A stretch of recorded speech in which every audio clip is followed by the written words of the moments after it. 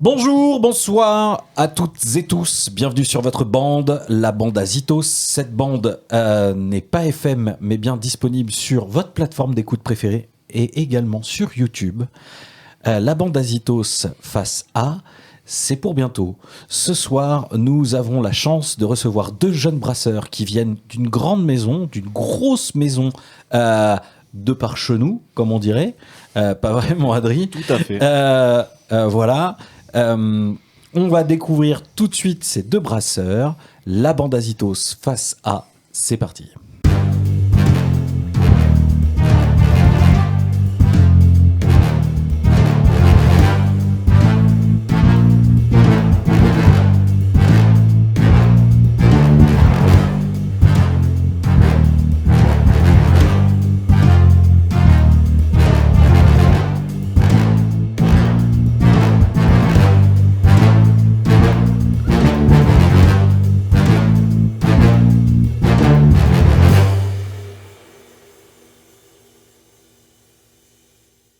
Mais juste avant le début de cette phase A, un petit disclaimer.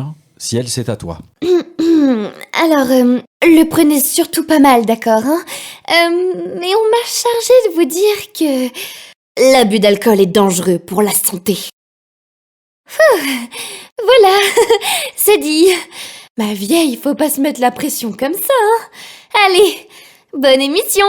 On remercie Ciel d'avoir prêté sa voix à nos bêtises. Vous pouvez la suivre partout où elle est disponible sur les réseaux sociaux, les liens en description évidemment.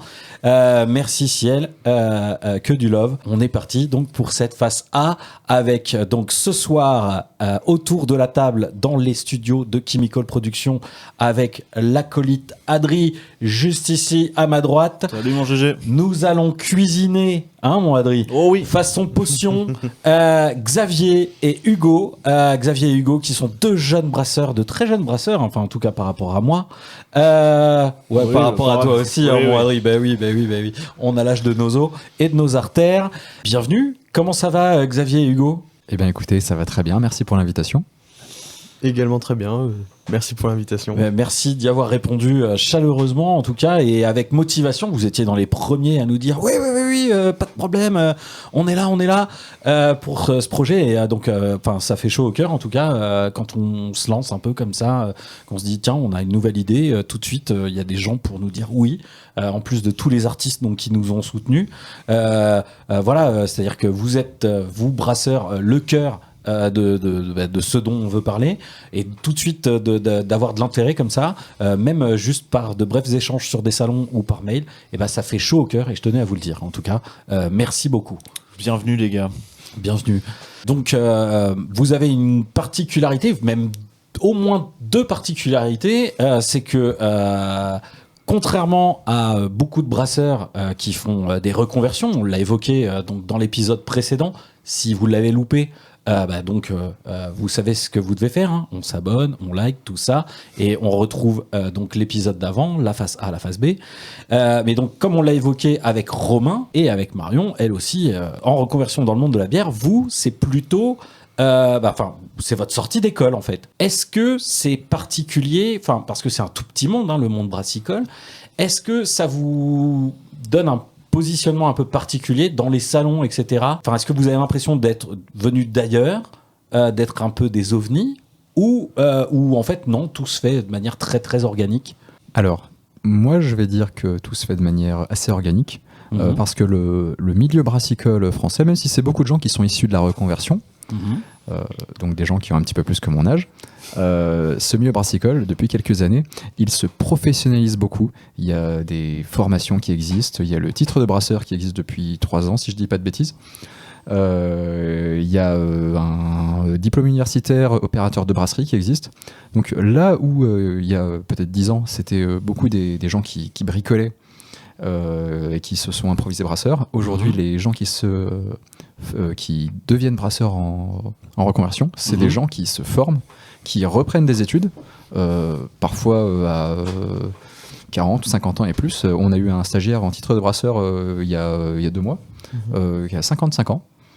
Et donc, donc là où je veux en venir, c'est que c'est des gens qui reprennent des études, qui se forment, Donc finalement, nous, on sort de l'école, on a un bagage technique et scientifique dans la tête, mais on réinvente pas la poudre. Et les gens à qui on travaille, qui sont issus de la reconversion, qui sont pas tellement des concurrents, qui sont plutôt des collègues, des confrères, c'est des gens qui se sont formés aussi, qui ont appris.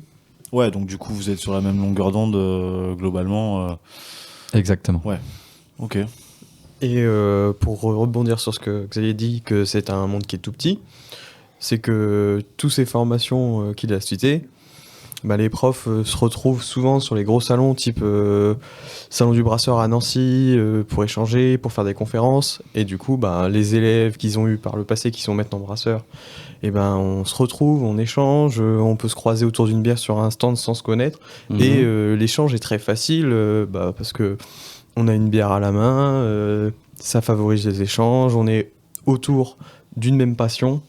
Donc forcément, ça crée du lien et du contact avec tout le monde. Et quelque part, on vient tous du même endroit. Hugo comme moi, on a fait un bac+3 où le premier semestre, tout en alternance, mais le premier semestre se passait au lycée agricole et de biotechnologie de Douai dans le Nord, et le deuxième semestre à l'ENIL Bio à Poligny.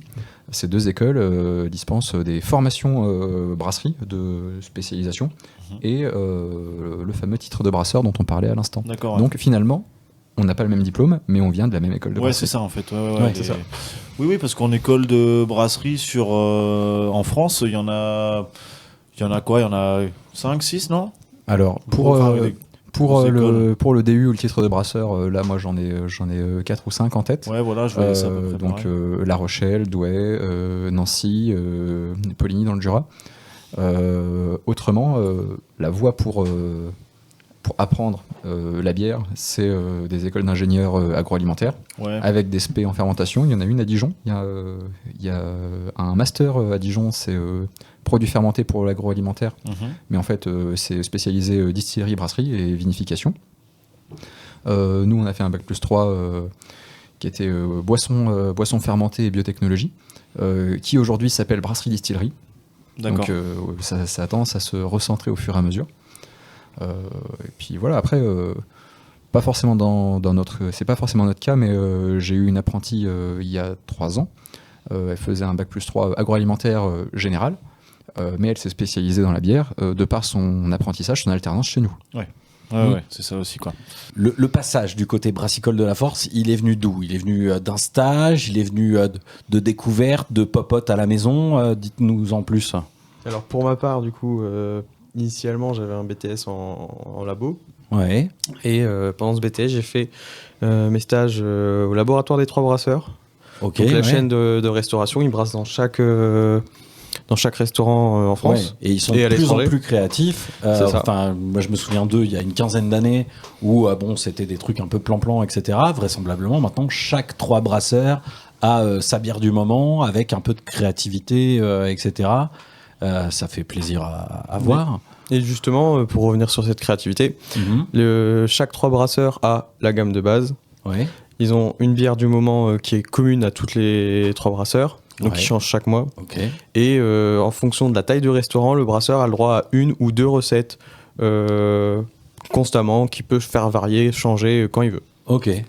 Donc voilà, donc le labo, il analyse les bières de tous les restaurants de France, et il produit également la levure pour tous les restaurants de France. Ok. Aussi un petit peu pour l'étranger, donc le Canada, etc., quand ils ont des besoins. Ok. Et c'est là où ma passion pour la production de bière s'est développée, parce que j'étais déjà amateur du produit en tant que tel, étant du Nord. Consommateur, étudiant, bien sûr. Évidemment. Étudiant, évidemment. 18-20 ans, le Nord, Lille, forcément. Ouais, c'est tard pour le Nord, non ? C'est la version officielle. On ne dira pas les fonds de verre à 13-14 ans. Ah, ouais, on y passe tous. Oui. On y passe tous.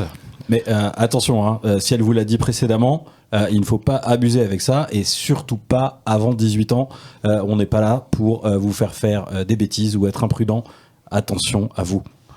Et toi, Xavier, donc comment t'es arrivé du bon côté de la force, si j'ose dire? Moi, mon père et mon frère sont agriculteurs. Donc moi, je me destinais beaucoup plus à la filière agriculture, blé, farine, pain. Ok, ouais. Moi, j'ai fait du coup un bac agricole. Je serais bien parti dans le vin à l'époque, mais il fallait absolument faire de la production et ça collait pas en termes de saison. Donc j'ai fait des petits boulots et des stages en coopérative agricole, en meunerie. J'ai bossé dans les labos d'études du groupe Banette. Donc on faisait des analyses sur des farines, on faisait des essais de panification. Donc c'était vraiment super sympa. Ok. J'ai bossé. Non, j'ai été en stage. C'est une forme de stage où, quand j'étais à la fac, une journée par semaine, on était dans une entreprise. Ça, c'était super, c'était très formateur. Ok. À la boulangerie de l'Europe, donc c'est le gros, Neuhauser, donc c'est la division boulangerie industrielle du groupe Soufflet à Reims. Ok. On sortait 200 000 baguettes à l'heure. Et c'était vraiment intéressant. Bref, il y avait beaucoup plus une optique farine, blé, pain. Mhm. Et dans le cursus, on a visité des brasseries, on a visité des domaines viticoles, des usines spécialisées dans l'embouteillage. Et là, j'ai commencé à me dire, mais en fait, il y a des tuyaux qui courent partout, il y a des cuves, il y a de l'inox. Attends, c'est quoi? C'est de l'alcool qui coule dans les bouteilles là-haut? Mais tiens, c'est vachement bien. Et à un moment donné, comme n'importe quel étudiant de 19-20 ans, je me dis, mais qu'est-ce que je fais là? Je sais pas ce que je vais faire. Et j'ai commencé à postuler pour faire le gros stage de fin d'année en brasserie. Donc j'ai été voir des brasseries, ils m'ont dit non, on est trop petit, le stage il dure 6 mois, on peut pas te payer. Je vais voir un peu plus loin. Et j'arrive à Sens. D'accord, donc l'arrivée à Sens. Coup de bol, bonjour, je veux faire un stage. Alors ouais, tu fais un stage, par contre tu vas monter des cartons sur des palettes, pas de problème. Et je suis encore là. D'accord, donc du coup ce stage c'était chez l'Archer. Exactement. Où vous travaillez maintenant. C'est ça. Et marrant parce que tu parlais aussi de la partie panification et des farines, enfin du blé issu de Soufflet. Et c'est marrant parce que Soufflet, du coup, c'est aussi un gros producteur de malt qui est pas très très loin d'ici d'ailleurs. C'est vrai. Ici, on a Soufflet à Nogent-sur-Seine. Ouais, c'est ça. Et à Pithiviers. Nous, on dépend de Pithiviers, donc qui approvisionne en petits volumes. Donc les petites brasseries de cette moitié nord de la France. Ouais. Un petit volume, ça reste une non, énorme, alors là pour le coup, malterie. Soufflet à Pithiviers, c'est une petite usine à l'échelle de Soufflet. Oui. Et ils ont un torréfacteur sur place, donc c'est eux qui vont faire la torréfaction des maltes spéciaux. À l'inverse de Nogent-sur-Seine, il y a le malt à Nogent-sur-Seine, il part pas en camion, il part en péniche. Oui, d'accord. Et ouais, il part ensuite à Obernai, donc Cronenbourg, il part à Mont-Saint-Barreul, à Heineken, ou à Marseille, Ok. à Heineken aussi. Oui, oui. Ouais, mais bon, ils ont la chance d'être au C'est bord ça. de la Seine, alors qu'à Pithiviers, Exactement. déjà, c'est un peu plus compliqué. Et alors pour nous à la brasserie c'est une chance parce que finalement c'est une garantie d'avoir du malt qui vient d'un triangle sud-bassin parisien, Beauce, Gâtinais, Ouais, c'est ça. Du coup, et on est en plein dedans. ouais, finalement, mine de rien, ça fait que tout ce qui est brassé dans le coin, qui se fournit chez Soufflet, ça fait du malt C'est quasi du local, malt malgré le fait quasi que local, c'est, moins de 100 km autour de la brasserie. en ce qui nous malgré que c'est concerne. une énorme boîte, finalement, C'est ça. le malt, au moins, il a pas fait. Alors des c'est centaines, un coup de bol. Hein. Ouais, mais c'est bien. Mais c'est top. Mais oui, c'est une chance. Et il y a le bassin de production pour avoir des céréales de la meilleure qualité pour exporter partout dans le monde.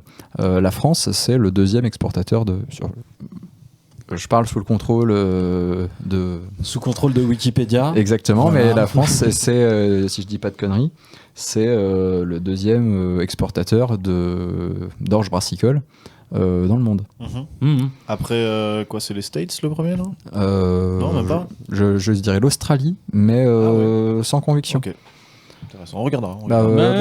Typiquement, on n'imagine pas la consommation de bière en Chine, mais quand les marchés chinois ont arrêté de prendre leur orge en Australie, ça a fait monter le prix de l'orge brassicole en France, parce que ils sont venus se servir sur nos marchés à nous. Et oui. Enfin, ils sont venus se servir. Nous, on était bien contents de leur vendre notre orge aussi. Ils nous ont quelque pris part, notre ouais. malt. Ah mon dieu. Mon père et mon frère étaient bien contents que le cours augmente. D'ailleurs, c'est un peu la discussion du dimanche midi autour du poulet ou du rôti. Eux, ils sont contents parce que les cours de l'orge brassicole augmentent, et moi, je suis pas content parce que justement, les cours augmentent. Et oui.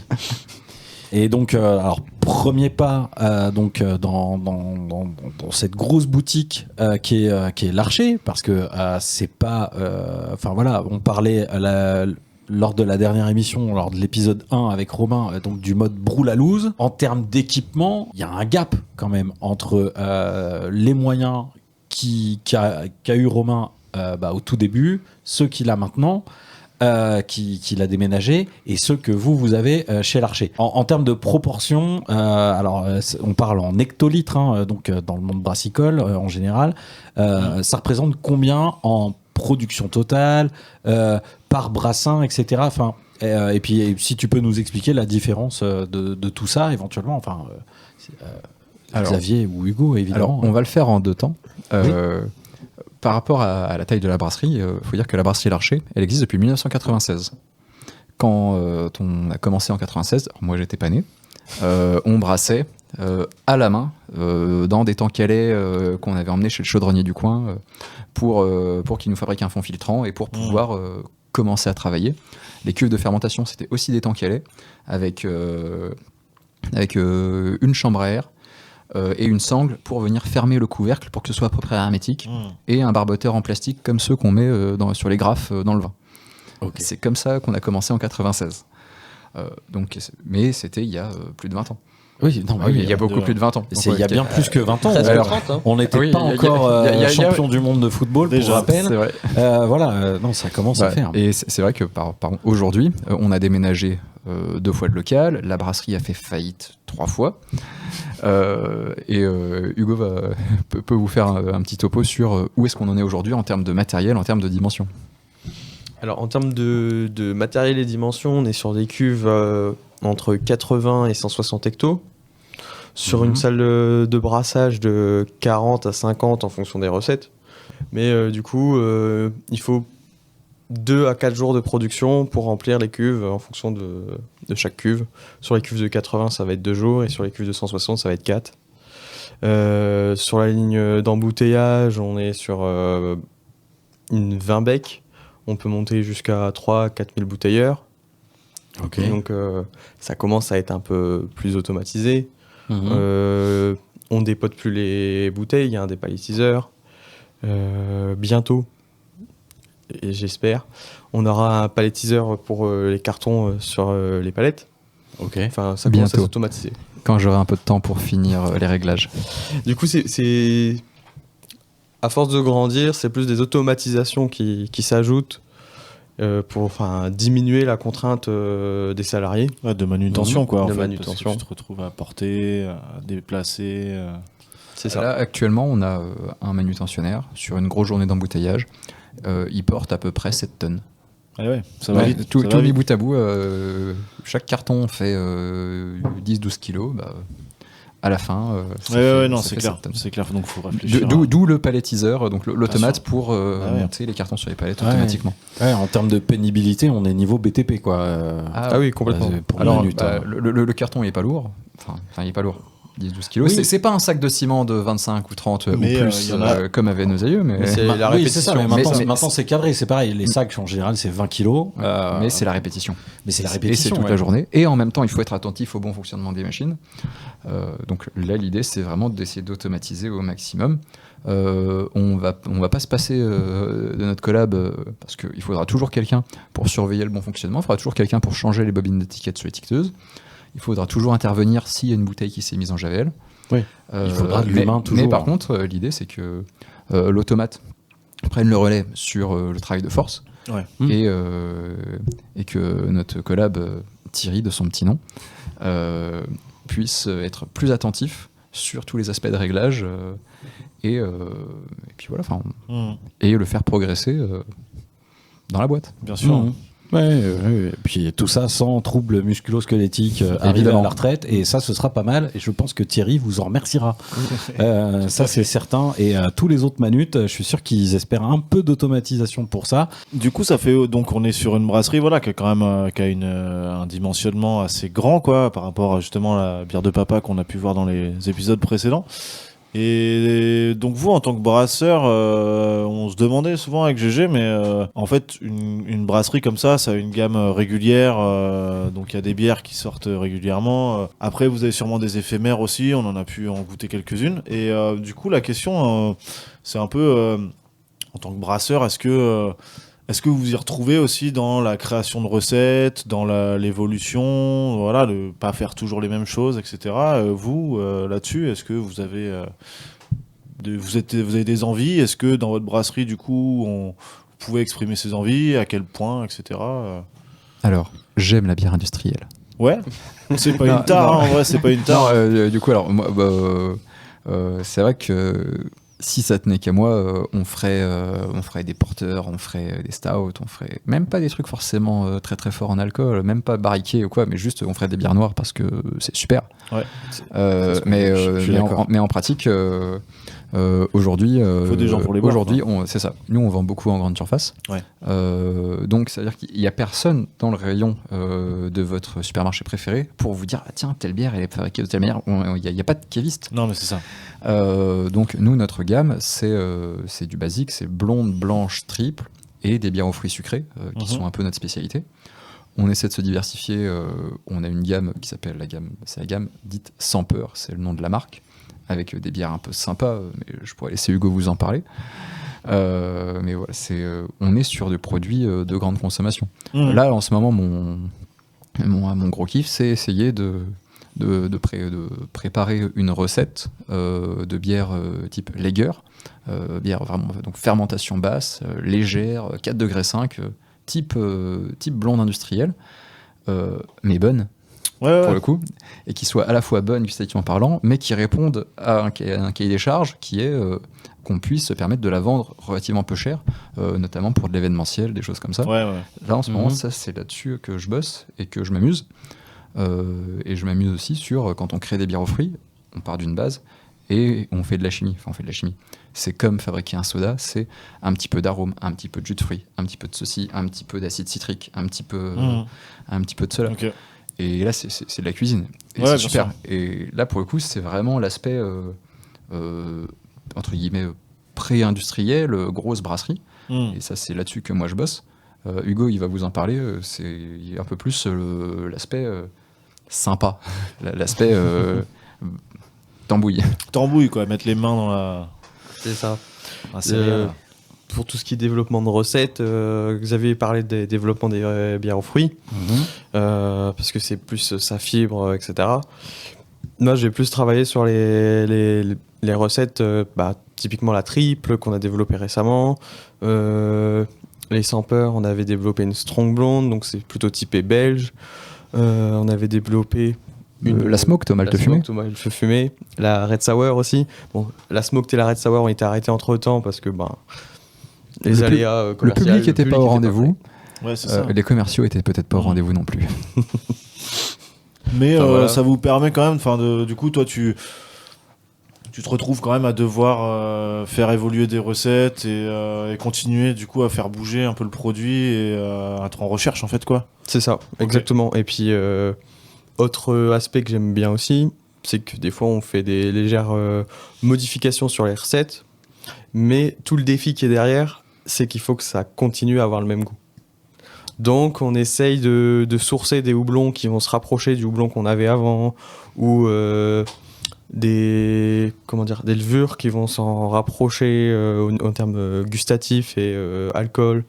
Donc c'est tout cet aspect un peu technique et clairement science qui m'intéresse beaucoup. Et après, le côté où je m'y retrouve bien à la brasserie, c'est qu'on a une diversité de tâches qui est phénoménale.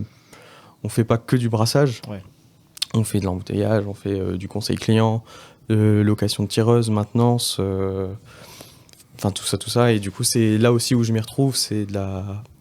Comment on dit tu fais pas que de la tambouille, tu fais pas que du brassage, mais tu fais plein d'autres choses. Okay.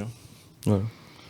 Ok. Et je sais pas si vous êtes des gueules à houblon. Moi, j'aime bien frôler le hop burn sur mon palais, etc. Est-ce qu'il n'y a pas une frustration quand même à aller chercher de la NEIPA ou de la double IPA, ce genre de choses, quoi. Voilà, moi j'aime beaucoup les brunes aussi. Enfin bref, je suis une gueule à fioul, qu'est-ce que vous voulez. Mais voilà, est-ce que ça vous embête pas parce que ok, je comprends tout l'attrait de la polyvalence etc. et de pas être toujours dans la même chose. Est-ce que le côté craft, il est pas trop éloigné finalement, et est-ce que ça vous emmerde pas? Alors, pour le côté craft, on a un petit projet qui est en fil rouge depuis quelques années, qui se traduit notamment avec une bière que vous découvrirez dans la phase B.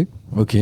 Donc, Ah, ça tease. Hein. Aïe, aïe, Toi aïe. aussi, si tu veux pas louper la phase B, tu sais quoi faire. Hein. Voilà. en parallèle, il y a aussi du vieillissement en barrique. Donc on a fait vieillir notre bière au cassis dans des fûts de vin rouge. Ok. Voilà, donc, et ça, là par contre, ça c'est carrément craft. Ça, c'est carrément Ouais, craft. Et là-dessus, on trouve ça super. Donc on récupère, on source des barriques et on les remplit, on traite les barriques, on les rince, on les souffre, on les mèche, on se prend pour des petits vignerons. Ouais. Et là, ok. là, il y a un vrai aspect craft. Enfin, je pense. Ouais, Ouais, donc, ouais. en fait, votre aspect craft, c'est comme chez nous, chez Chemical Production, quoi. C'est plus sur de la post-prod finalement, le côté Exactement. craft, quoi. C'est ça. On a une bière de base, Ouais. et on peut se permettre de la faire varier. C'est ça, Euh, ok. Ah ouais. Moi, après, il y a Ok. moi pas. Sur la question, est-ce qu'on est des gueules à houblon? Oui. Alors, moi pas.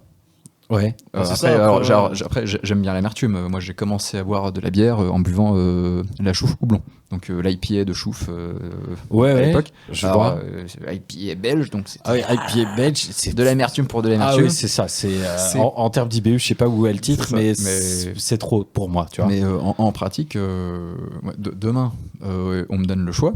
Mhm. Demain, admettons, demain, je monte une brasserie. Ouais. Je vais faire une bière type Pils, fermentation basse. Je vais faire un porteur anglais à 4,5. Ouais. Et je ferai une blonde belge par décoction. Donc je vais faire des styles très industriels finalement. Mais moi, mon truc, c'est vraiment d'essayer de bien les faire. Ouais, ouais. Et finalement, c'est entre guillemets, c'est mon côté pas. Enfin, j'ai envie de refaire des bières que j'ai aimées, comme je les aime, ou des bières que j'ai pas aimées parce qu'il y avait des faux goûts, parce que industriel, les faire, mais à ma manière, Ouais, c'est les réserver appropriés. avec un tankelé de 500 litres. Voilà. Non, mais c'est pour ça, enfin, Ça, c'est vrai que. c'est craft aussi quelque part. Bah, bien Ah sûr. oui, oui, oui. Non, mais enfin, C'est le craft, avec les mains. C'est avec les mains, c'est que artisanal. C'est fait main. Et après, bon, c'est vrai que voilà, tu vois, il y a tous les goûts et. Alors bien sûr qu'il y a certaines gueules à houblon et que Hugo, es-tu une gueule à houblon? on aime beaucoup ça, mais il y a aussi plein de gens, tu vois, qui sont qui kiffent la belge, enfin tu vois les trucs plus classiques et qui sont pas sur cette gamme-là et en fait tu peux trouver des très bonnes bières belges, etc. C'est juste Sûr. pas le même rayon. Ah oui, oui, non mais Et je- après je suis c'est juste d'accord, ouais, moi. enfin du coup On le a tous craft commencé c'est comme plus ça. ouais, il peut englober Buvez tout ça. filou. Alors, du coup, Et donc ouais, toi Hugo, donc ouais, est-ce que tu as une appétence particulière pour les terpènes et tout ce qui s'ensuit? Alors, du coup, pour tout ce qui est gueule à houblon, oui et non. Alors, tout l'aspect herbacé, résineux du houblon et de l'amertume pour de l'amertume, ça, j'aime pas. Ouais. Donc Mais, la West Coast, on oublie. Ouais, c'est ça. voilà, Ok. clairement. Mais ce que je vais adorer, c'est tout ce qui est Naipa très juicy avec du Sorachi, du Simcoe, des trucs comme ça. Ouais, Enfin, du NZ, quoi. du floral fruité. La Nouvelle-Zélande, C'est ça, la Nouvelle-Zélande. l'ouest des États-Unis. Le Ouais. Victoria's Secret. Ça, c'est super. Mhm. Ouais, Et non, ouais, c'est vraiment le juicy. Et d'un autre côté, ça me frustre pas de pas pouvoir en faire à la brasserie. Ok. Et parce que du coup, ça me permet de rencontrer des gens qui font ça très bien et de discuter de ce produit avec eux, etc. Et par exemple, en ce moment, ma Naipa préférée, c'est la Naipa de chez Pays Flamand. Donc c'est une brasserie du Nord, Ouais. là où mon mentor maintenant travaille, D'accord. qui est du coup Pierre Fauchois. C'est avec lui que j'ai fait mon stage au laboratoire 3 brasseurs. Ok, d'accord. Et du coup, on a continué à rester en contact et maintenant il travaille là-bas et c'est ma Naipa du moment. Ok. Ok. On va le goûter ça. Bah oui, oui, carrément, on va trouver ça. Faut qu'on goûte. Faut qu'on goûte. Tu donnes envie. Et justement, moi, ça me fait plaisir que tu reviennes un peu aux origines, etc.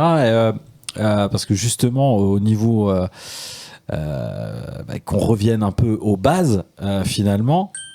À la base de la base, à quel moment il y a eu une bière où vous vous êtes dit ça c'est quelque chose, c'est différent, celle-là je vais m'en souvenir, quoi. Est-ce qu'il y en a une en particulier qu'on a goûté Ouais, ou qu'on a produite. Alors, et l'un comme l'autre, en fait. Genre, celle-là, je vais m'en souvenir. Alors, si c'en est. Oui, éventuellement, une que tu as produite et il n'y a pas du tout eu l'effet que tu voulais, ou une des premières que tu as goûté et où tu t'étais dit, ah ouais, en fait, il y a quelque chose d'autre dans la bière que j'avais pas saisi avant. goûter tout court, ça va être la Brune 3 Brasseurs. Ok. C'était à l'époque, je vais avoir tout juste 18 ans. Ouais. Et du coup, c'était la première fois que je buvais une brune. Ouais. Et dans ma tête, c'était quelque chose de très fort, de pas travailler, que c'était bourrin. Ouais. Et là, t'avais un truc tranquille, caramélisé. C'est ça, très doux en bouche, très agréable. Du chocolat, du café, C'est ça. tout à la fois. Et Starbucks. Voilà. Ouais. Un peu. Non, un mais c'est peu. ça. Ouais, si vous aussi vous êtes adepte du caramel macchiato, oui, on n'est pas loin finalement. C'est ça. Et oui. Et du coup, c'est là où, c'est une des bières que je regrette d'ailleurs qu'il l'ait arrêté dans beaucoup de restaurants, mais c'est une des bières qui m'a marqué. Ouais, parce que les gens ont beaucoup d'a priori et du coup, ça. forcément, la brune, c'est la première qui saute de la gamme. C'est ça, souvent. Ouais. Et c'est tellement dommage. Bon, bref, moi j'adore ça, j'adore le côté torréfié, etc. Parce qu'en plus d'être une gueule à houblon, j'adore le café, je suis un vrai caféinomane. Et ouais, franchement, il y a une palette de goûts Oui, complètement. énorme sur tout ce qui est brune. En plus, voilà, il y a les variations avec les rouquines, etc. Voilà, c'est terrible. C'est terrible. Même un peu. C'est terrible. Tu parlais de gueule à houblon et de brune, mais j'ai déjà goûté une brune au sorachi. Ouais. Et du coup, ça donnait quelque chose de très sympa parce qu'ils avaient réussi à tirer le côté noix de coco du sorachi. Ouais, ok. Donc ils Et l'ont du coup, bien mis à ça froid. faisait vraiment bounty. Ouais. Et c'était oui. super. Mais ça c'est fou. Alors que, voilà, moi je me souviens d'une brune, genre un peu impériale, très épaisse, etc. Mais où ils avaient travaillé le côté amer, donc une black IPA un peu impériale. Il me semble, en plus, ça devait être la Beetlejuice de chez Opie Road, peut-être bien. Il me semble que c'est Opie Road qui avait fait donc la Beetlejuice, et du coup, tout était là, finalement. Enfin, ça m'a pas plu comme ça, mais tout était là. On avait vraiment un jus de scarabée écrasé, il n'y a pas de problème, quoi. Tout était là. C'était épais, c'était amer, c'était brun. Voilà, contrat respecté. Oui. Contrat respecté. Et alors, et toi, Xavier, une bière qui t'a marqué, soit à faire, soit à boire, soit les deux? Alors, Xavier, nous dis-moi sommes tout. en 2019. Nous sommes à Troyes. Ouais. Dans la franchise de bar Les Bertum, d'ailleurs, qui n'existe plus à Troyes. Ça s'appelle La Sourcerie. Oui. Je retrouve des camarades de BTS. D'accord. Et comme d'habitude, je bois la bière du moment. C'est celle qui change toutes les semaines, tous les 15 jours. Okay. Enfin, ils en ont 8 diffus, et quand il n'y en a plus, ils en ont une autre. Et ça s'appelle le Breakfast Stout. Et c'est génial. Okay. C'est épais, c'est gras. Il y a de la mâche, ça sent le cacao, ça sent le café. On est chez Starbucks, encore une fois. On est chez Starbucks. Mais là, il y a de l'épaisseur. Avec de l'avoine. 10 degrés et des poussières. Il y a de l'avoine. À peu de choses près, il y a les flocons d'avoine posés au-dessus de la mousse. Ouais, et puis ils coulent pas, ils sont pas prêts de couler. Je la vois. Ils sont pas prêts de couler. Dans une énorme pinte, une pinte de 50 centilitres. Et c'est là que je me dis, attends, mais c'est trop bien, il m'en faut une deuxième. Et c'est la bière où je me dis, attends, on peut faire ça avec de la bière. Moi, j'étais déjà un habitué notamment de la franchise Les Bertum, mais je buvais, j'alternais chouf, Maretsu 8. Chouf, Maretsu 8. De temps en temps, une petite Lindemann Faro qui passait par là, mais c'était sympa. C'était déjà vachement mieux que la Kronenbourg que boit mon père en fin de chantier. Mais là, on avait atteint un gap. Ouais. Encore des bières noires, hein, finalement. Ah oui, ouais, les bières noires, bah, la torréfaction et puis voilà le côté sirupeux et épais, voilà du genre de pétrole que tu viens de nous décrire là. Enfin voilà, j'ai déjà les papilles émoustillées. Il ne manque que du caramel et du sirop d'érable. Ouais. Bah, alors, le sirop d'érable, ça amène. Enfin, j'imagine que tu as déjà goûté des bières où il y en a, mais ça amène vraiment quelque chose, quoi. C'est, il y a un côté fumé où tu te dis, est-ce que ça vient pas du malt? Et en fait, pas du tout. C'est vraiment dingue. Bah écoute, alors j'ai essayé d'évoquer le souvenir un petit peu de ce que tu buvais à l'époque au Bertom, etc. Je sais pas si tu l'as retrouvé dans ce verre qui est vide depuis longtemps, mais j'ai pas tout à fait trouvé. D'accord. Voilà ce que tu pouvais y boire. Voilà, parce que c'est pas la 8, c'est la 10 celle-là. C'est la triple. Voilà, c'est la triple. J'ai pas trouvé la 8, mais voilà, je me suis dit, allez, est-ce qu'on ferait pas plaisir à Xavier pour lui rappeler de vieux souvenirs, sait-on jamais.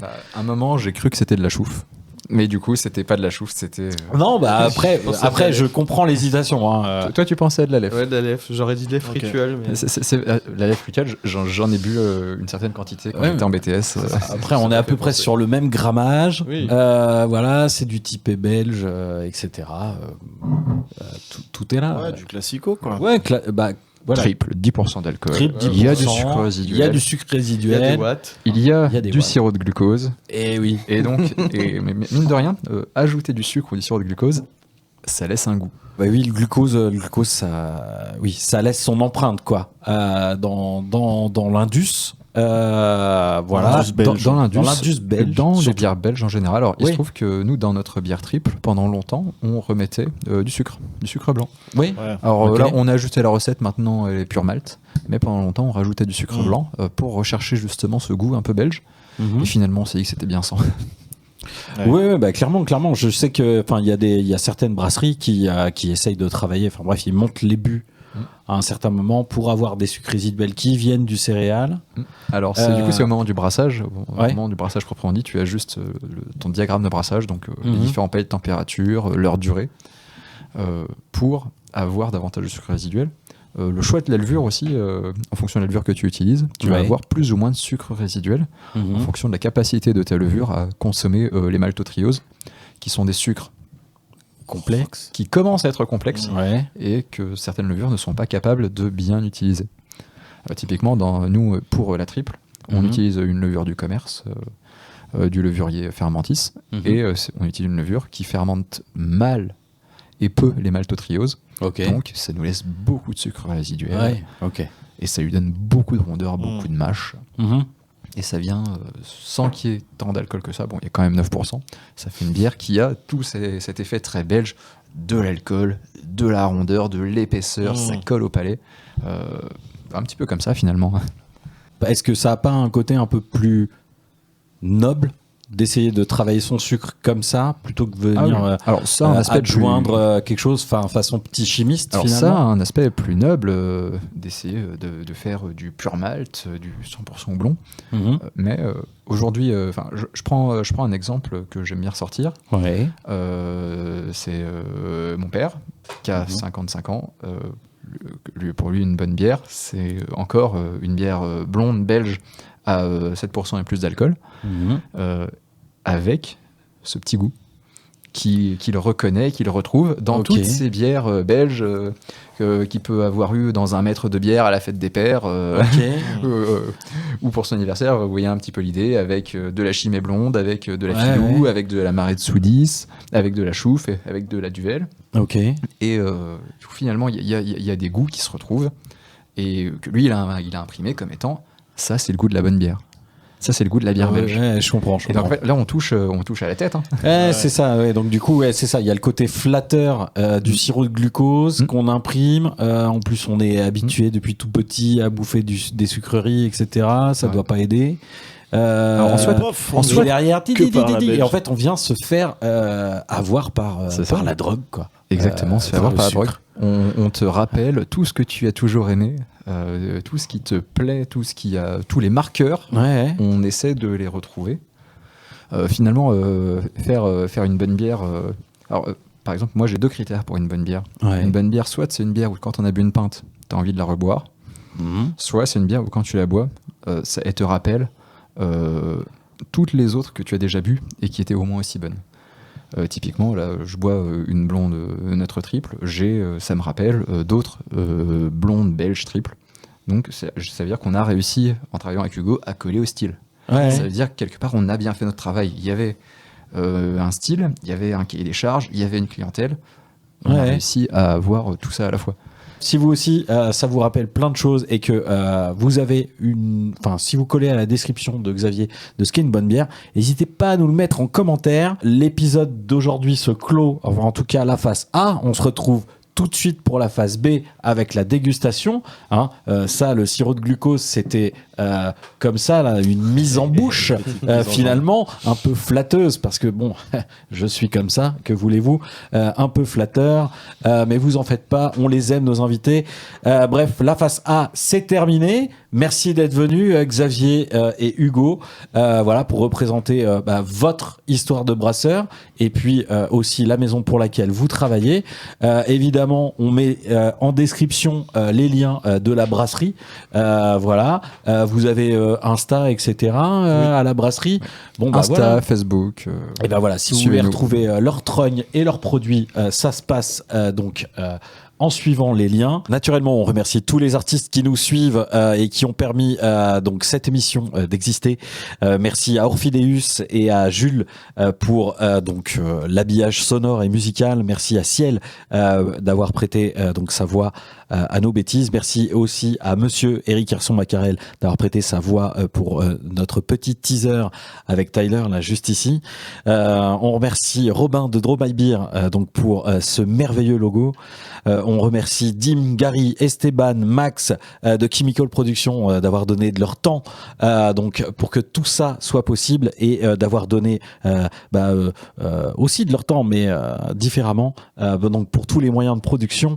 Merci à mon co-animateur le Adri, l'acolyte, le vrai, il est là. Voilà, merci à vous de nous avoir suivis. Si vous voulez continuer à nous suivre, eh bien vous savez quoi faire en vous abonnant. La bande Azitos face A, c'est terminé. Salut. Salut. Bah, je sais pas vous, mais moi j'ai appris plein de trucs aujourd'hui.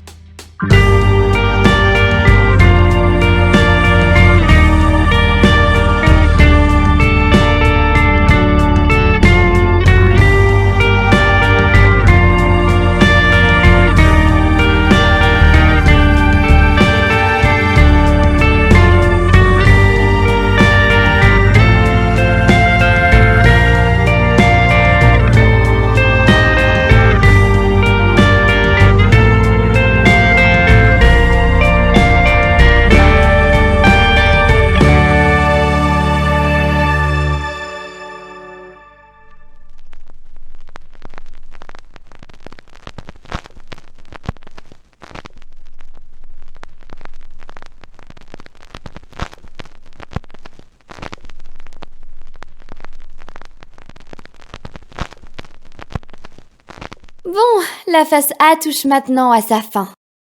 Pour écouter la phase B, va bien au bout de la bande, puis retourne la cassette.